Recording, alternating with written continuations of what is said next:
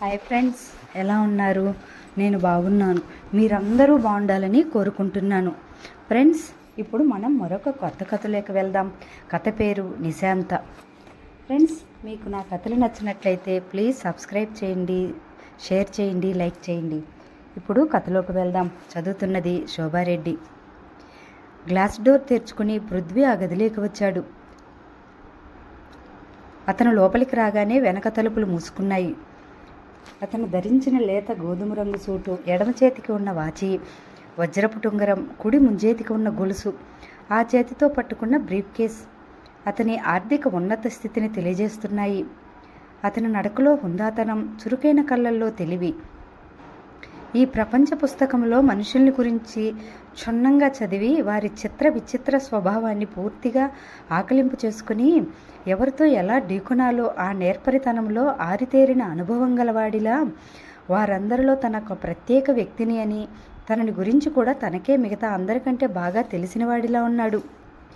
పృథ్వీ ఆ గదిలోకి రాగానే చేతిలో బ్రీఫ్ కేస్ టేబుల్ మీద పెట్టి ఒకసారి గట్టిగా హాయిగా గాలి పీల్చుకున్నాడు. ఎడమవైపు ఎదురుగా కనిపిస్తున్న HCL వారి BGP కంప్యూటర్, కుడివైపు IBM వారి మరో కంప్యూటర్. అతని కళ్ళు ఈ ప్రపంచంలో అతనికి అత్యంత ప్రియమైన వాటిని చూసినట్టు ఆనందంగా చూసినాయి. ఆఫీస్ టేబుల్, దాని మీద ఫోన్, టేబుల్ దగ్గర రివాల్వింగ్ చైర్, పక్కనే తాళం వేసి ఉన్న గోడ్రేజ్ బీరువా. ఇదంతా అతని ప్రత్యేక ప్రపంచం. ఒక్క మాటలో చెప్పాలంటే ఈ గది అతని జీవనాడి.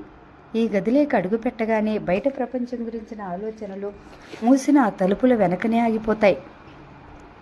లోపలికి రాలేవు, అతన్ని చికాకు పెట్టలేవు. ఈ గది అతని స్వేచ్ఛామందిరం, అతని ఆనంద ఆరామం. అందుకే అతనికి ఈ గది అంటే ఒక ప్రత్యేకమైన ఇష్టం. ఇక్కడ తనకు తాను తప్ప ఇంకొకరికి ప్రవేశం లేదు. అందుకే ఇక్కడ అడుగుపెట్టిన మరుక్షణం అతని మనసు ఆనంద డోలికలో అలవోకగా పైనుంచి హాయిగా సేద తీరుతుంది. పృథ్వీ బ్రీఫ్ కేస్ టేబుల్ మీద పెట్టి టై సరి చేసుకుంటూ వచ్చి కుర్చీలో కూర్చోబోతుంటే ఇంతలో ఒక కాగితం ఎగిరి అతని మీదకు వచ్చింది. ఎయిర్ కండిషన్ రూమ్లో ఎగురుతూ హఠాత్తుగా ఎదురైన దాని ఉనికి, ఆ గరగర శబ్దం చూసి అతను చకితుడయ్యాడు. చేయి చాచి దాన్ని అందుకోబోయాడు. ఆ కాగితం అతను గుప్పెటికి అందినట్టే అంది పక్కకు వెళ్ళిపోయింది. అతని టేబుల్ మీదకి వంగి చేయి చాచాడు. అది టేబుల్కు అటువైపు పడింది. అతను టేబుల్ను చుట్టి వచ్చి వంగి తీసుకోబోతుంటే అది టేబుల్కు కుడివైపు వెళ్ళింది. అతను అక్కడికి వచ్చేసరికి ఎడమవైపుకి వెళ్ళి గోడ్రేజ్ బీరువా మీద ఆనింది. పృథ్వీ వచ్చి తీసుకోబోతుంటే అంతలో లేచింది. తను కాళ్ళెత్తి చేయి చాచి అందుకోబోతే అందలేదు. అతను ఆజానుబాహువే, అయినా లాభం లేకపోయింది. ఆ కాగితం వెళ్ళి పైన ఉన్న దీపకుచ్చం మీద వాలింది. అది అందకపోయిన కొద్దీ పృథ్వీకి పట్టుదల పెరిగిపోతుంది. ఆ కాగితం అతన్ని ఏడిపిస్తుంది, కవ్విస్తుంది. అతను కోరటం అంటూ జరిగితే అది తీరిపోవాల్సిందే. అది అతని స్వభావం, అతని సామర్థ్యం. అందరూ అతన్ని చూసి ప్రశంసించేది, భయపడేది అతనిలో ఈ గుణం చూసే. ఈ కాగితం ఇలా అందినట్టే అంది. అంతలో దూరం అయిపోయి చేతికి చిక్కకపోవడంతో అతనికి చాలా పౌరుషం వచ్చింది. దాని అంతు తేల్చుకోకుండా వదలదలుచుకోలేదు. దాన్ని గుప్పెటిలో చిక్కించుకుని తన సామర్థ్యపు ముద్ర దాని మొహం మీద మొట్టినట్టే నిరూపించుకోవాలి అనుకున్నాడు. అందుకే దీపకుచ్చాల మీద వాలిన ఆ కాగితాన్ని అందుకోవటానికి అతను చెంగును టేబుల్ మీదకి ఎక్కటానికి సంకోచించలేదు. అతను ఆ దీపగుచ్చం అందుకుని ఆ కాగితం మీద చేయి వేసే లోపలే అది నేల మీదకు వాలిపోయినట్టుగా సోలిపోయి పడిపోయింది. అతను వేళ్ళ కదలికకు దీపగుచ్చం గాజురేకులు కదిలి చప్పుడు చేస్తూ గిర్రున తిరగసాగింది. అది తనను పరిహసిస్తున్నట్టుగా సిగ్గుపడి ఓటంతో చెరచెరలాడిపోయాడతను. కాగితాన్ని అతను వదలదలుచుకోలేదు. దాన్ని అందుకోవటమే అతని ధ్యేయం. అందుకే క్షణం కూడా ఆలస్యం చేయకుండా టేబుల్ మీద నుండి క్రింద కురికాడు. అతను మోకాలతో కాగితాన్ని నొక్కి పెట్టాలని చూస్తే అది మెరుపులా రివ్వును వెళ్ళి ఫోన్ మీద వాలింది. అతను పరుగు తీశాడు. అది అందినట్టే అంది. ఆఖరి సెకనులో తుర్రుమని అతన్ని ఏడిపిస్తోంది. దానికోసం ఆ గదంతా పరుగులు తీయటంతో అతనికి చెమటలు దిగకారసాగాయి. ఆయాసంతో గబగబా ఊపిరి పీలుస్తున్నాడు. క్షణం క్రితం ఎంతో విలాసంగా ఈ గదిలోకి వచ్చిన పృథ్వీకి ఇప్పటికీ ఇతనికి పోలికే లేదు. ఇంత క్రితం అడుగుపెట్టిన అతను ఎంతో హుందాగా, రాజసంగా ఈ లోకాన్ని తన గుప్పెట్లో బంధించగలననే తెలివి తనకు ఉందని తెలిసినవాడలా ఆత్మస్థైర్యంతో ఉన్నాడు. ఇప్పుడు ఈ పృథ్వీ అశాంతిగా, చిరాకుగా, ఆందోళనామయంగా, ఆగ్రహంగా ఉన్నాడు. ఆ కాగితం ముక్క సంగతి నాకు ఎందుకులే అనుకోవటం లేదు. ఈ క్షణంలో దాన్ని పట్టుకోవటమే తన జీవిత లక్ష్యమైనట్టు దాని వెంట పరుగులు తీస్తున్నాడు. తన శరీరంలోకి వచ్చిన అలసటికి, దిగజారుతున్న చెమటదారల్ని, చెదిరిన క్రాప్ని అతను లక్ష్యపెట్టడం లేదు. ఆ కాగితం అందకుండా పోతుంటే అతనిలో పట్టుదల ఇంకా ఇంకా సహస్రంగా మారిపోతుంది. చిట్ట చివరికి ఎలాగైతేనే టేబుల్ మధ్యగా వాలిన దాని మీద పడి గుప్పెళ్లతో పట్టుకున్నాడు. టేబుల్ మీద బోర్లా పడిన అతను ఆ కాగితం ఛాతీ క్రింద చేతుల మధ్య చిక్కగానే ఒక నిమిషం పట్టలేని ఆనందంతో అలాగే ఉండిపోయాడు. అనుకున్నది సాధించాననే ఆత్మానందం పొందిన దివ్యక్షణం అది. అతను మెల్లగా లేచి గుప్పెట్లో చిక్కిన కాగితం తీసి చూశాడు. ఉండగా నలిగిన దాని ముడతలు విప్పి చూస్తే అందులో ఏమీ లేదు. ఒట్టి తెల్ల కాగితం. దాని మీద ఏమీ వ్రాసలేదు. ఏమీ వ్రాయని కాగితానికి ప్రపంచంలో విలువ ఏముంది? ఆ కాగితం అమాయకంగా అతన్ని చూసి నవ్వుతున్నట్లుగా అనిపించింది. అతనికి ఒక్కసారిగా నీరసం వచ్చేసినట్టయింది. అలసటతో కోపం వచ్చేసింది. ఏ విలువ లేని, ఎందుకు పనికిరాని ఈ కాగితం తనని ఎంత ఏడిపించి పిచ్చెక్కించిందేమిటి? కాగితాన్ని కసిగా చించి ముక్కలు చేసి డస్ట్బిన్లో పడేసి పెద్ద శత్రువుని మట్టుబెట్టినంత హాయిగా, తేలిగ్గా ఊపిరి పీలుస్తూ టేబుల్ దగ్గర కుర్చీ వైపు వచ్చాడు. అక్కడ 2 కంప్యూటర్లు వెలుగుతూ ఆరిపోతున్న అక్షరాలను చూపిస్తున్నాయి.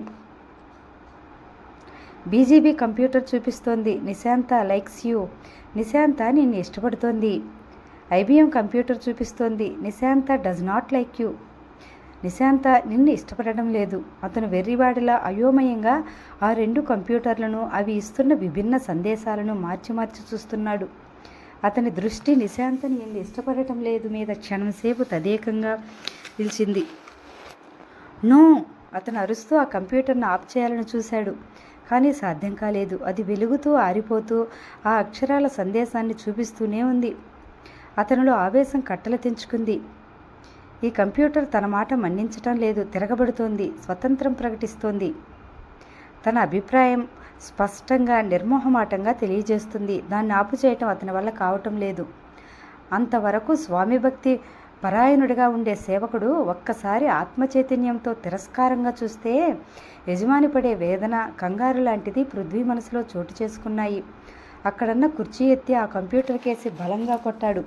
ఆ క్షణంలో ఆ కంప్యూటర్ తనకెంత విలువైందో, తనకెంత ఇష్టమైనదో, దాని మీద తన భవిష్యత్తు, ఆనందం ఎంత ఆధారపడి ఉన్నాయో సర్వస్వం మర్చిపోయాడు. అతను కొట్టిన చావు దెబ్బకు ఆ కంప్యూటర్ పాడైపోయింది. దాని నోరు మూతబడిపోయింది. కానీ చిత్రంగా దానిలో అక్షర సందేశం మరో కంప్యూటర్ అయిన బీజీబీలో ప్రవేశించాయి. కంప్యూటర్ నశించినా సందేశం మాత్రం చచ్చిపోలేదు. బీజీపీ కంప్యూటర్లో అంతవరకు నిన్ను నిశాంత ఇష్టపడుతోంది, క్రింద నిశాంత నిన్ను ఇష్టపడటం లేదు అనే అక్షర సందేశం రాసాగింది. ఇది చూసి అతను క్షణం సేపు నిశ్చేష్టుడైపోయాడు. మరుక్షణంలో అతనిలో ఆవేశం పగ్గాలు తెంచుకున్న పోట్ల గిత్తలాయింది. కంప్యూటర్ను ఆఫ్ చేయడానికి ప్రయత్నం చేసి విఫలుడయ్యాడు. ఆ పరాజయం అతనికి మళ్ళీ పిచ్చెక్కించింది. You devil, stop it, stop it అరిచాడు. అక్షరాలు అతని కేకలు నిర్లక్ష్యంగా చూసినట్లు వస్తూనే ఉన్నాయి. స్టాప్ ఇట్, స్టాప్ ఇట్ ఐసే. కంప్యూటర్ వినలేదు. సందేశం అవిరామంగా ఇస్తూనే ఉంది. I will kill you. అతని మెడ దగ్గర నరాలు కనిపించేంత గట్టిగా అరుస్తూ అక్కడున్న కుర్చీ ఎత్తి పళ్ళు బిగించి బలంగా దాన్ని బద్దలు కొట్టబోతుంటే ఆ కుర్చీ పట్టుతప్పి జారి అతని నెత్తిమీదికే పడింది. అమ్మా! తల చితికి రక్తం కారిపోతున్న అతను 2 చేతులతో తల పట్టుకుని నేల మీద కుప్పలా కూలిపోయాడు. పృథ్వీ! ఆ కేకకు ఉలిక్కిపడినట్లుగా ఒక్కసారిగా లేచి కూర్చున్నాడు. కొద్దిసేపటికి గాని కిటికీలో నుంచి వస్తున్న మసక వెన్నెల వెలుతురులో తను తన పడక గదిలో తన మంచం మీద ఉన్నానని, ఇంతవరకు జరిగిన ఈ బీభత్సం, ఈ గందరగోళమంతా కేవలం ఒక కల మాత్రమేనని అర్థమయ్యేసరికి 2-3 నిమిషాలు పట్టింది. అతను బట్టల వైపు చూసుకున్నాడు. రక్తం ఏమీ లేదు. తలలో ఏమిటో తడిగా ఉంది. జుట్టులోకి చేయి పోనిచ్చి చూసుకున్నాడు. తడి తగిలిన మాట నిజమే, కానీ అది రక్తం కాదు, చెమటలు కారుస్తున్న తడి. ఇంకా క్రాప్లో నుంచి, నుదుటి మీద నుంచి, చెంపల పక్క నుంచి, మెడ పక్క నుంచి నీళ్ళలా దిగజారుతోంది. దాన్ని బట్టే తెలుస్తోంది తను ఎంత భయపడ్డాడో, తను ఎంతగా ఆ కలలో లీనమైపోయాడో. భయం అంటే ఏమిటో ఎరగని తనని ఈ కళ ఇంత భయపెట్టింది ఏంటి? అతనికి ఇదే అర్థం కావటం లేదు. తను భయపడడమా, చెమటల దిగకారేంత పిరికి పందలా గిజగిజలాడుతూ వణికిపోవటమా? నాన్సెన్స్. తనకి ఎదుటివారిని గజగజలాడించటమే తప్ప తను భయపడడం అనేది ఇంతవరకు తెలియదు. నిద్రలో హఠాత్తుగా లేవటంతో నడుము వరకు జారిన రఘుని చేతులతో నెట్టేసి కాళ్ళతో తన్నేసి అతను ఒక్క ఉదుటను మంచం మీద నుంచి ఉరికినట్టు దిగేసి లైట్ వేశాడు. గదంతా లైటు పరుచుకున్న తర్వాత గదిలో సామానంతా పొందికగా ఎక్కడివక్కడ ఉండటం చూసిన తర్వాత గట్టిగా ఊపిరి పీల్చుకున్నాడు. డామ్వెల్ వెధవ కల, దానికి ఎంత ధైర్యం! తనని ఎంత కంగారు పెట్టేసింది! అతను చెదిరిన క్రాప్ని మునివేళ్లతో సరిచేసుకుంటూ నైట్ రోబ్ ముడి సరిచేసుకుంటూ డైనింగ్ హాల్లోకి వచ్చాడు. అక్కడ లైట్ వేసి ఫ్రిడ్జ్లో సీసా తీసి మూత తెరిచి చల్లటి నీళ్లు గట్టగట్టా తాగేశాడు. అప్పటికి కాస్త ప్రాణం వచ్చినట్టయింది. ఎప్పుడూ వేగంగా పరుగు తీయటానికి సిద్ధంగా కథను తొక్కుతూ పరువపు గుర్రంలా ఉండే తన మనసుకి ఈ క్షణంలో ఇంత నిస్త్రాణ ఏమిటి? ఆ దరిద్రపు కలకి తన మీద ఎంత ప్రభావమా? అతను డైనింగ్ టేబుల్ దగ్గరికి వచ్చి కూర్చుని 2 చేతులు క్రాప్లేకి పోనిచ్చి వేళ్లతో జుట్టును పైకి తోసుకుంటూ తలదించి ఆలోచనగా కాసేపు ఉండిపోయాడు. తనలో ఇంకా చెమట తడి ఉంది. అతనికి ఆ కళ గుర్తుకొచ్చింది. ఒక్కసారిగా శరీరం జలధరించింది. అబ్బా, ఎంత భయంకరమైన కళ! టేబుల్ మీదకి 2 చేతులు జాచి కుర్చీలో వెనక్కి జారిగిలబడి ముఖం ఎత్తి కళ్ళు మూసుకున్న అతను ఎడమ చేతి వేళ్ళకి ఏదో తగలడం చూసి కళ్ళు తెరిచాడు. వెంటనే ఉలిక్కిపడ్డాడు. అది కాగితం మడత గ్లాస్ కింద పెట్టి ఉంది. అతను ఆ కాగితం కొసకి ఆనిని వేళ్ళను అలాగే ఉంచాడు.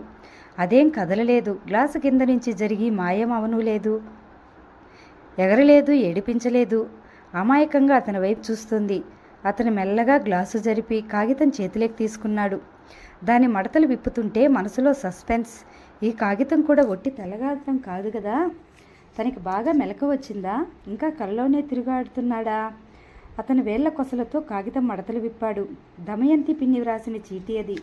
అందులో ఇలా ఉంది: పృథ్వీ, రాత్రి 12 గంటలకు సుందరమత్తయ్య ఫోన్ చేసింది. శారదకు నొప్పులొచ్చాయట, హాస్పిటల్కి వెళ్ళాలి, తోడు రమ్మంది. వెళ్తున్నాను. ఈ రోజుకు బ్రేక్ఫాస్ట్ కాఫీ బ్రెడ్తో ముగించుకో. వీలైతే హాస్పిటల్ నుంచి మీ ఆఫీస్కి ఫోన్ చేస్తాను. ఇట్లు పిన్ని. అతను ఉత్తరం చదవటం పూర్తి అవ్వగానే మడిచి మళ్ళీ గ్లాస్ కింద పెట్టాడు. కాసేపు చెంపకు చేయి ఆనించుకుని 2 చేతులు గడ్డం కింద పెట్టుకుని ఆ కాగితాన్ని తదేకంగా చూశాడు. ఎంత వద్దనుకున్నా నిద్రలో అతన్ని వెంటాడని ఆ కలే గుర్తుకొస్తోంది. అసలు అలాంటి కలలు మనుషులకు ఎందుకు వస్తాయి? కలంటే ఏమిటి? అదొక విచిత్రమైన అనుభవం. కలలో మనిషి తనది కాని మరో జీవితాన్ని అనుభవిస్తాడు. శరీరం అసలు వాస్తవంలో ఆ స్థితిని అనుభవించకపోయినా మనసు మాత్రం ఆ అనుభూతి పొందుతుంది. ఇది ఎంత విచిత్రమైన అద్భుతమైన సంయోగం! గాలిలో ఎగురుతూ తనకు అందకుండా ఏడిపించి తన మనసుకు అంత నరకం సృష్టించిన ఆ అనుభవం తన శరీరానికి ఇంకా పట్టినట్టే ఉంది. తను దాన్ని ఇంకా విడిపించుకోలేకపోతున్నాడు. కలలు కనటం మానటం అనేది అతని చేతిలో లేదు. మళ్ళీ నిద్రపోతే అది పొంచి ఉన్న పులిలా తన మీదకు దూకి రావచ్చు. ఇది అతనికి చాలా ఆగ్రహంగా ఉంది. గడియారం 1 గంట కొట్టింది. అతను తల తిప్పి చూశాడు. టైం 5:30 అయింది. అప్పుడే తెల్లారిపోతుంది. ఒక్కసారి గట్టిగా గాలి పీల్చుకుని అతను లేచి వచ్చి కిటికీ పరదాలు పక్కకు లాగాడు. వెంటనే కిటికీలోంచి రివ్వున వచ్చిన చల్లటి చిరుగాలి అలలు అతని చెంపలు తాకి ముద్దాడి శుభోదయం చెప్పినాయి. రాత్రి అంతమైపోతోంది. ఉదయం ఇంకా రాలేదు.